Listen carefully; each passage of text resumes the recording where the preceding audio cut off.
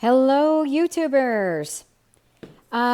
This is Pam, and today I wanted to talk to you about my dubia roaches. I have found having dubia roaches is extremely rewarding.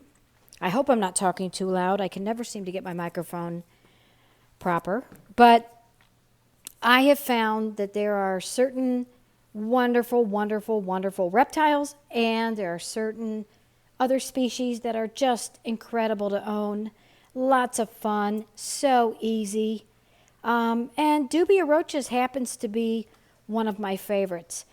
As a matter of fact, when I started, I purchased dubia roaches. And I thought, well, I'm going to feed them to my frogs and my toads. And as it turned out, no one really wanted them. And I became so attached to how sweet they were. They didn't bite, they didn't pinch. They were so easy to take care of.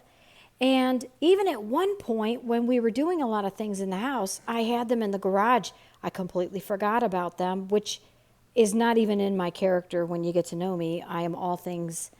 I love everything. But I don't know what happened. They were in there for a while. And when I pulled them out, they were healthy, happy, and doing really well. And I thought, oh my God. Now, my version of how long is long and your version of how long is long may vary. But all in all, I was really surprised that they did as well as they did.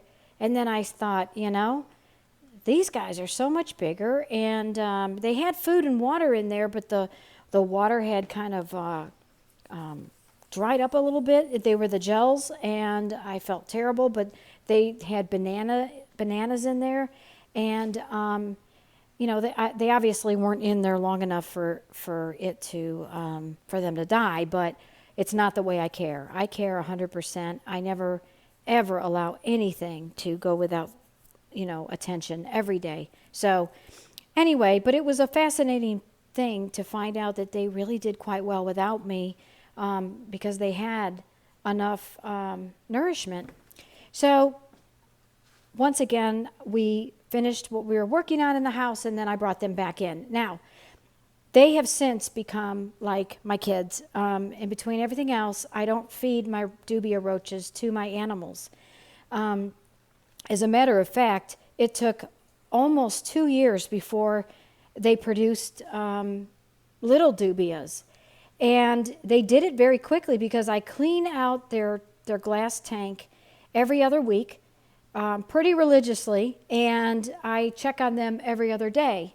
So they always have fresh water or gel. They always have fresh lettuce and all kinds of different treats. So they produced babies very quickly after the 2-year mark. Now, just to tell you, I am in love with them. They are so fantastic. But I kind of look at my dubias like I now have 81 dubias. Each one I love. And I have 18 really big males and 63 small to large females. They die of old age now with me. So, and they love to cuddle. They love to, actually, I don't know what they love to do. I think they love to cuddle because I see them cuddling a lot. But I put little playgrounds in there, and I just wanted to share with you that if you're in love with your dubias, I think it's completely appropriate. So let's get to it. I basically have what I consider to be too small for the amount of dubias that I have.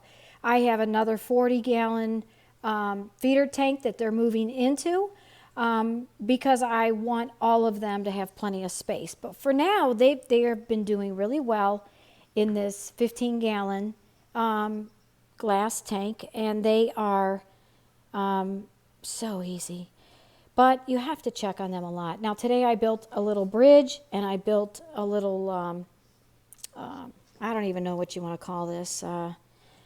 They basically can climb on it. And that is a dog toy by Kong. Anyway, yeah, so that's it. They're so easy. I put a doggy diaper or a doggy pad as a liner in the bottom. It just makes cleanup a lot easier. You just have to make sure that they haven't burrowed a hole and they're hiding inside the lining. I get the unscented because a lot of times these doggy pads have like a scent in it that is actually repelling to your crickets or your dubias. So you want to make sure if you do use doggy pads as an easy liner for any of your enclosures, make sure that it's not going to backfire and actually hurt the one that you have in there. So get unscented and tape it down, do whatever you have to do. Anyway, these guys are really fun. Right now they're hiding and they're eating their organic leaf lettuce and romaine. I put oats in there. I have roach food from Josh's and fresh water, of course, a bridge. There's some kale. I just kind of intermix. And then throughout the week, I will add fruit and things like that. Now, I have found fruit tends to draw little fruit flies. Not the end of the world. If you get fruit flies in your house, don't freak out. Just get rid of the fruit and try to put less fruit out. And yeah, don't freak out if you get fruit flies. They go away in like 72 hours. So anyway, that's it. I hope you enjoyed this video. I don't know if it helped you, but I guess I just wanted to share my love of my dubia colony and how much fun they are and how easy they are. And in the beginning when I first got them, all I read was that people get asthma problems or they make people cough and sneeze.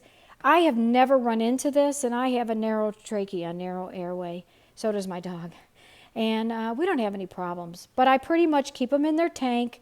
They have natural lighting because they're right by the porch doors. And I leave them alone.